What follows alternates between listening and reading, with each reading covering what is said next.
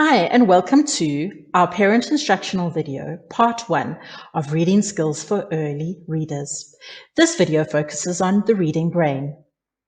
How is reading taught? Well, in order to understand that, we need to understand how the brain reads. Looking at this picture of the left hemisphere of the brain, one can see that reading is not just isolated to one part of the brain, but instead it draws on different skills from different parts of the brain. This is the left hemisphere, but the right hemisphere of the brain is also a very important part of the reading process.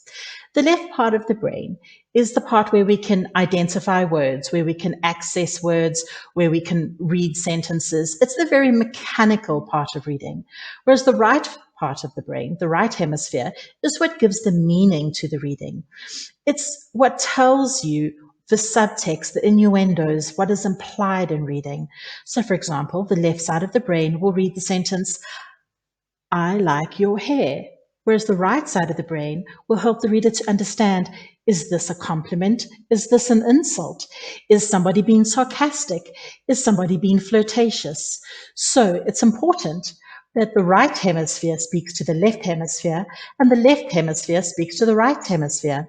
This is known as bilateral integration, and this is achieved through physical movement, through play, through crossing the midline, through climbing, through jumping, through skipping, and through crawling. For a successful reader, it is very important that the child is using the whole brain. Join us for part 2, where we will discuss the approaches to reading. It is important that we understand the brain so that we can understand the different approaches to teaching reading.